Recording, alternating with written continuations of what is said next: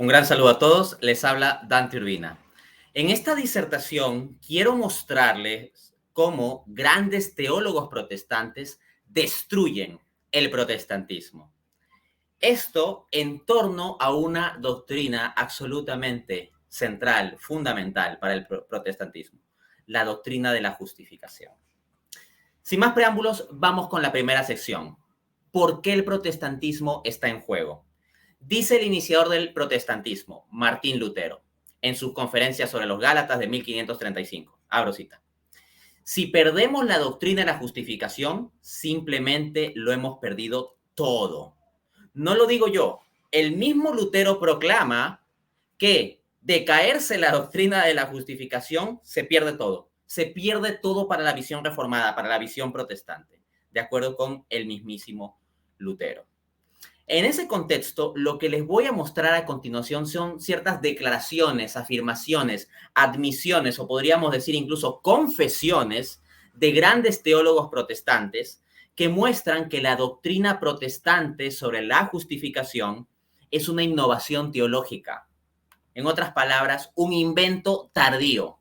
Y si es un invento tardío, entonces pierde toda legitimidad y por lo tanto la base misma del protestantismo se cae y en consecuencia explosiona el protestantismo cayendo sobre su propia base, como un edificio destruido sobre su base.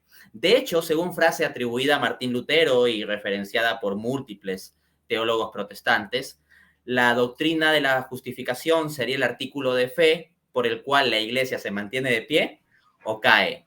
Entonces, la eclesiología protestante está construida históricamente sobre ese pilar de la justificación y si detonamos la doctrina de la justificación, exhibiéndola como lo que es la doctrina de la justificación protestante, es una innovación teológica, un invento tardío, se cae el edificio en consecuencia. Ahora bien, he de aclarar que los académicos que voy a citar a continuación, todos ellos protestantes, hacen admisiones muy interesantes que ponen en jaque la visión protestante clásica sobre justificación. Pero yo no necesito estar de acuerdo con todo lo que hayan escrito esos académicos en su vida para sostener este punto. Se sabe que son protestantes, se sabe que no se han convertido en católicos. El punto no es ese. El punto que hay que examinar es que, siendo académicos protestantes serios, que hacen trabajo académico, intelectual serio, realizan ciertas afirmaciones, ciertas admisiones que ponen en evidencia al protestantismo sobre esta doctrina tan fundamental. Pues bien, dado este marco, vamos a la segunda sección de esta presentación. 2. La sola fide y los padres de la iglesia. Quiero comenzar presentándoles lo que dice el gigante académico protestante experto en patrística, Philip Schaff. En su libro History of the Christian Church, editorial Charles Scribner Sons, New York, 1914, volumen 2, de la página 588 a la 589, nos dice lo siguiente. Atención aquí, porque lo que vamos a examinar es si la doctrina protestante justificación solamente por la fe, la doctrina distintiva de Lutero con base en la cual se rebeló contra el catolicismo, está presente o no en los padres de la iglesia. Miren lo que dice este gran historiador. Abro cita. Si alguno espera encontrar en este periodo, se refiere al periodo patrístico, o en cualquiera de los padres de la iglesia, sin exceptuar a Agustín, la doctrina protestante de justificación por la sola fe, como el artículo por el cual la iglesia permanece o cae, quedará muy decepcionado. Ya. Vamos a frenar la cita ahí. Miren lo que está diciendo. O sea, si se busca la doctrina protestante de la justificación con esa centralidad de ser aquella por la cual la iglesia se mantiene de pie o cae, en los padres de la iglesia, incluido el mismísimo San Agustín, el protestante quedará decepcionado, según estas palabras de Philip Schaff. Luego dice, la encarnación del Logos, su verdadera divinidad y su verdadera humanidad están casi inequívocamente en el primer plano como verdades fundamentales. Freno la cita ahí. Entonces, por ahí alguno de modo benedizo podría decir, pero ahí simplemente está hablando de la importancia de la doctrina de la justificación protestante o al estilo protestante, pero no está hablando de su existencia. De este modo, Philip Schaff únicamente estaría sosteniendo que los padres de la iglesia no le dieron tanta importancia, pero no estaría negando la presencia de la doctrina estilo protestante sobre la justificación en los padres de la iglesia. Alguno podría querer alegar algo de ese tipo, pero hay un pequeñito problema para el que intente tal cosa. Hay que seguir leyendo la cita. Miren lo que dice a continuación de lo que les venía leyendo. Sigo citando. La doctrina de la justificación de Pablo, excepto quizá en Clemente Roma, que la une a la doctrina de Santiago, queda muy fuera de vista y a la espera de la era de la Reforma para ser más completamente establecida y comprendida. Freno la cita ahí. Vamos a analizar esta oración. Cuando un protestante dice la doctrina de la justificación de Pablo, ¿qué es lo que tiene en mente? Que Pablo enseña la justificación por la sola fe, por la sola fide. Pues bien, lo que sostiene Schaff, lo que nos está diciendo es que tal doctrina quedó fuera de vista de los padres de la iglesia. No solo dice que la importancia de esta doctrina quedó fuera de vista, no dice solo eso. Cuando ves la cita completa, ves que la doctrina misma, no solo su importancia, sino también la doctrina misma, habría quedado fuera de vista. Y plantea como una posible sección quizá a Clemente Roma, pero ahí mismo dice de Clemente Roma, cito, que la une a la doctrina de Santiago. Efectivamente, porque en Primera de Clemente encontramos una frase que no le escribiría sino más de motu propio un protestante, que dice justificado por obras, justificados por obras, por nuestras obras. En esos términos habla Clemente, así que ni siquiera sería una representación pura de lo que uno esperaría como la expresión de la sola fide protestante. Sigamos leyendo, dice Philippe Schaff. Punto seguido. Los padres ponen especial énfasis en la santificación y las buenas obras y muestran los gérmenes ya existentes de la doctrina católica romana del mérito e incluso del mérito superrogatorio de la virtud cristiana. Fue dejado a la teología evangélica moderna, o sea, 16 siglos después, moderna, desarrollar más plenamente las doctrinas de la soteriología y el cristianismo subjetivo.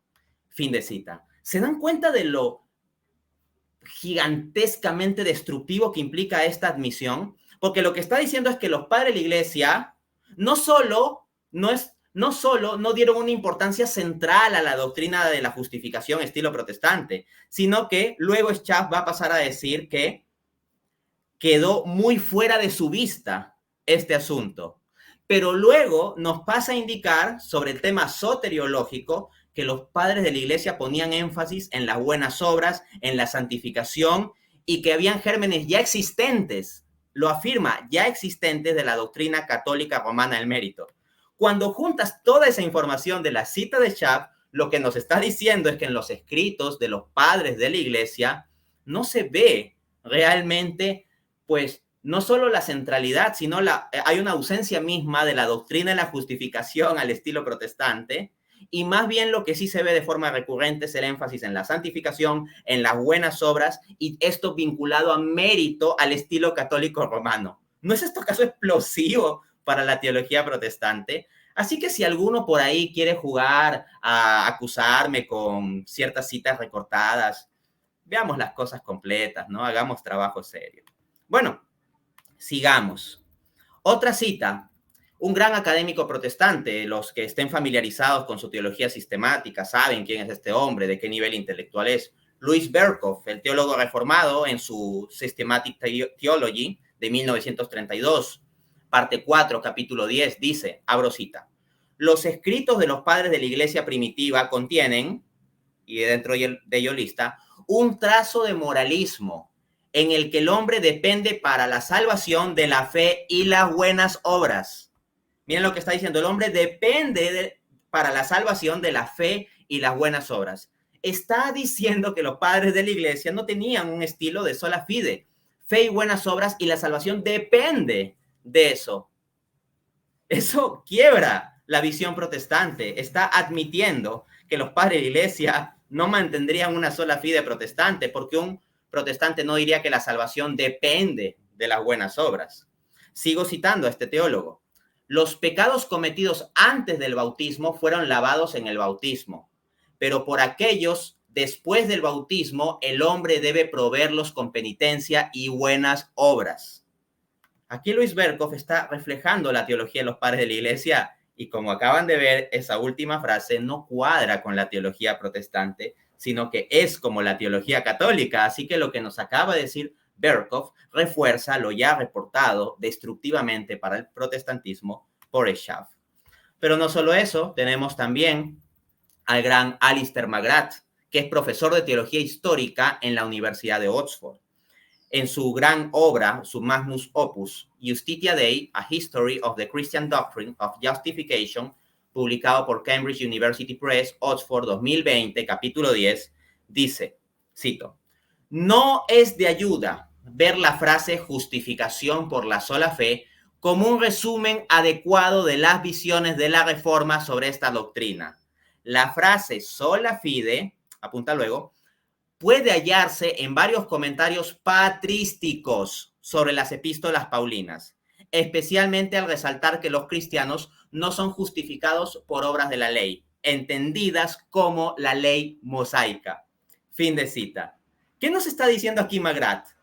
Que si uno va a los escritos de los padres de la iglesia, porque en esa cita está discutiendo escritos patrísticos, ¿ok? Escritos patrísticos en general. Él nos dice, vuelvo a citar, varios comentarios patrísticos. Ese es el contexto de esa cita. No es discutir un solo padre de la iglesia como Agustín, Ambrosiaster, Ambrosio, Clemente. No, no, no. No está discutiendo un solo padre de la iglesia. La cita que yo estoy usando, y que esta era la cita a la que hice referencia en mi debate con Veloz, habla de los comentarios patrísticos.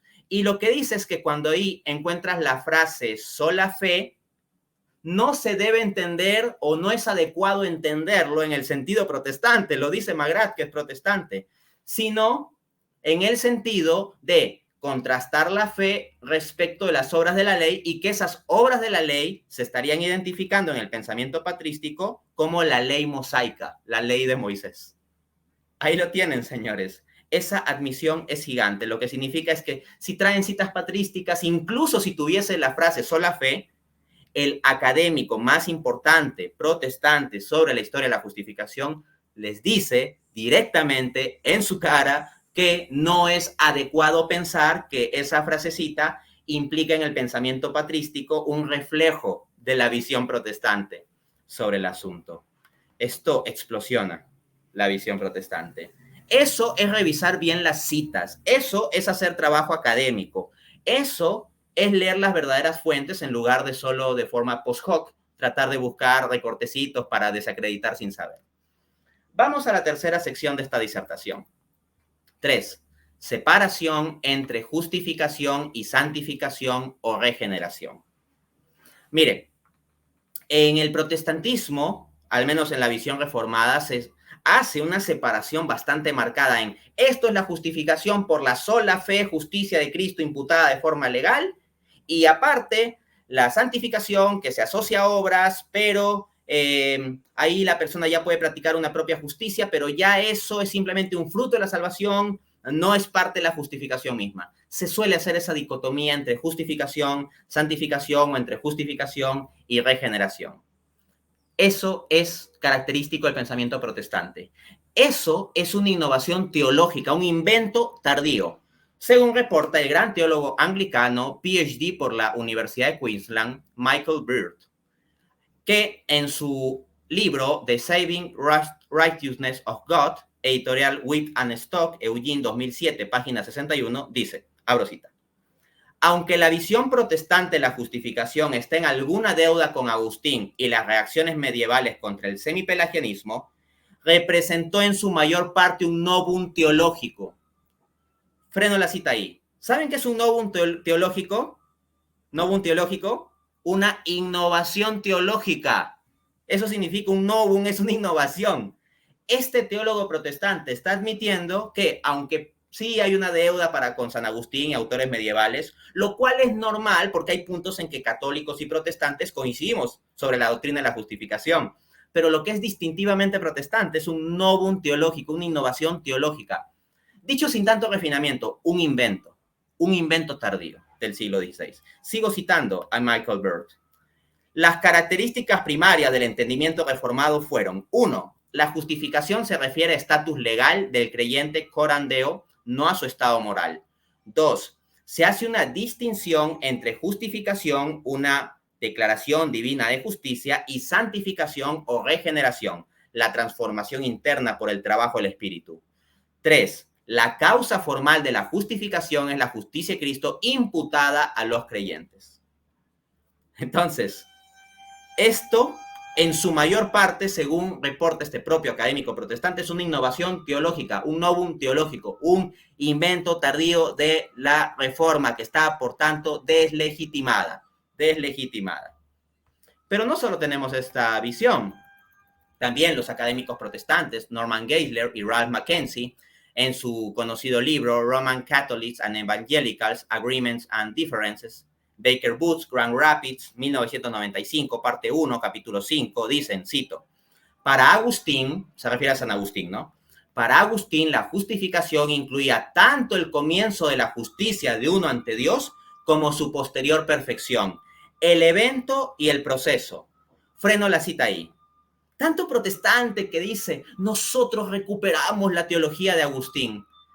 Estos académicos protestantes lo que están diciendo es que en la visión de San Agustín la justificación no solo es un evento declarativo, sino también un proceso.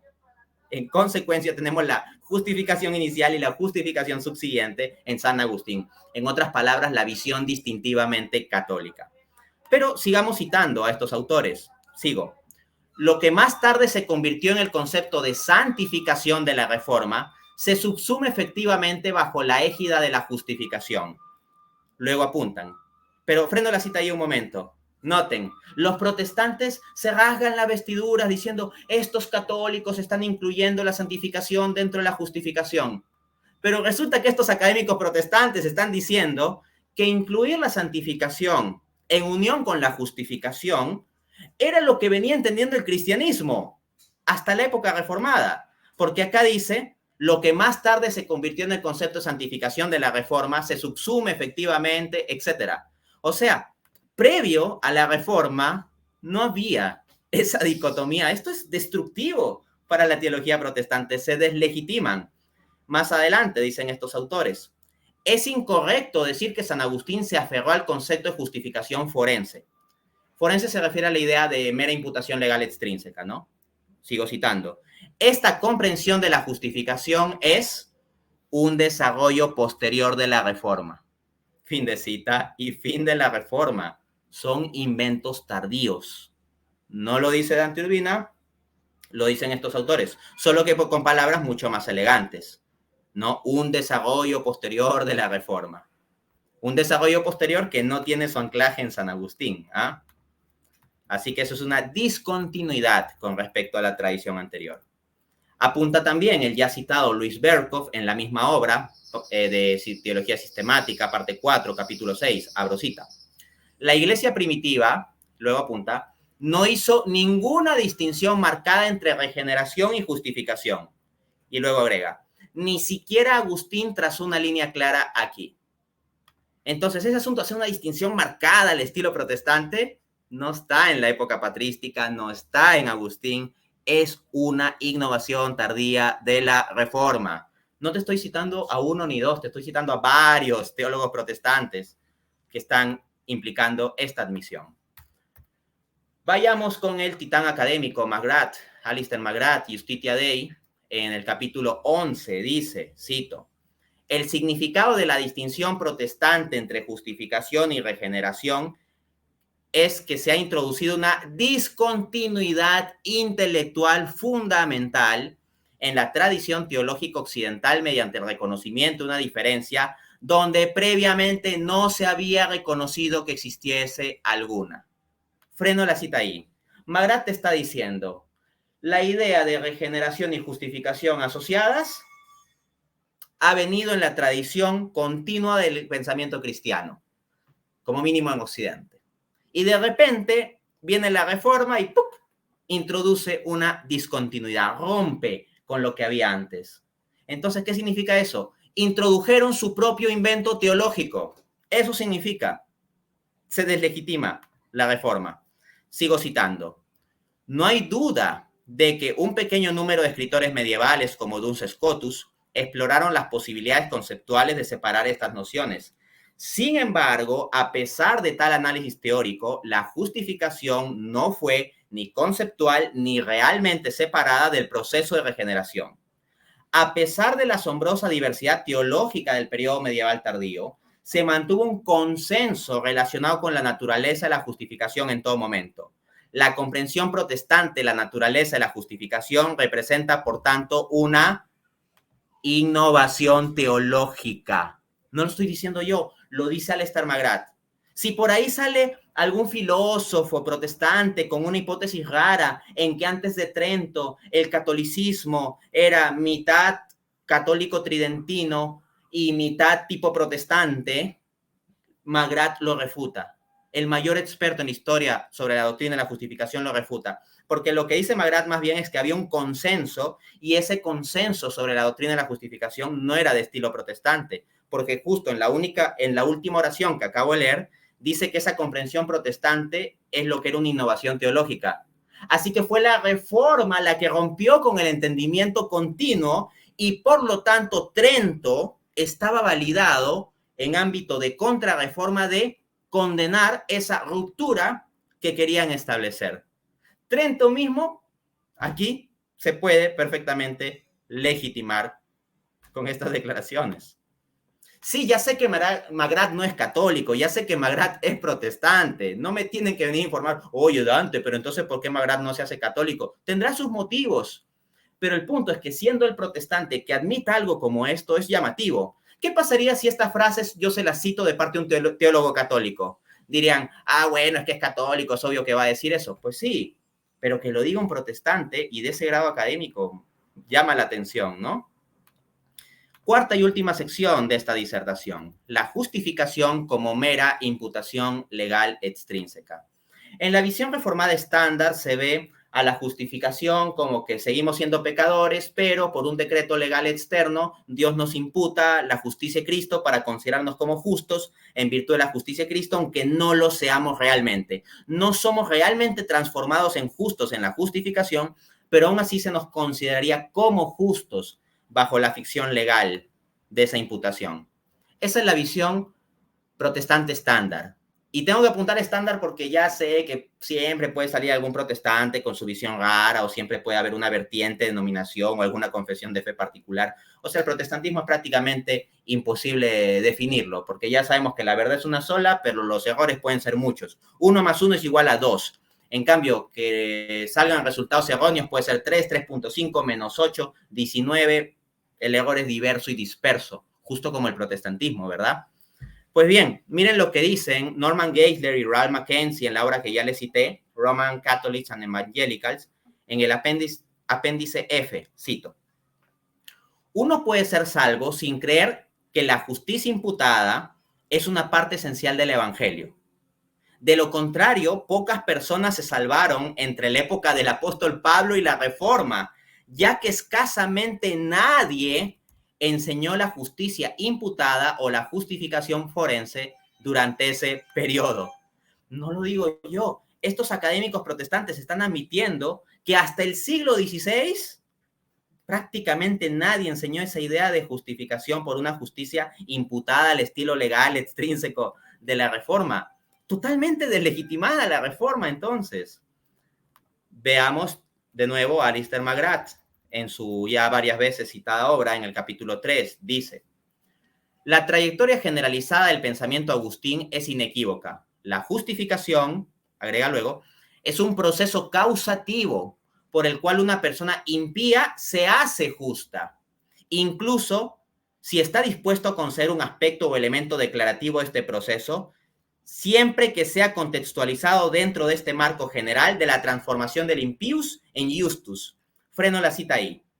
Lo que está diciendo es que en el pensamiento de San Agustín la justificación no es meramente declarar al impío como justo mientras sigue siendo impío, sino declarar al impío como justo y hacerlo realmente justo. Esa es la visión de San Agustín, rompiendo con la mera imputación extrínseca forense protestante. Sigamos citando a McGrath. Dice, Agustín, apunta luego, tiene una comprensión transformadora de la justificación que lo abarca todo, que lo envuelve dentro de una sola conceptualidad, lo que algunos distinguirían o separarían más tarde. Es decir, tanto el evento como el proceso, apunta luego. Y también dice Magrat, Agustín no ve ninguna necesidad de distinguir entre dos aspectos de la justificación. Esa distinción data del siglo XVI.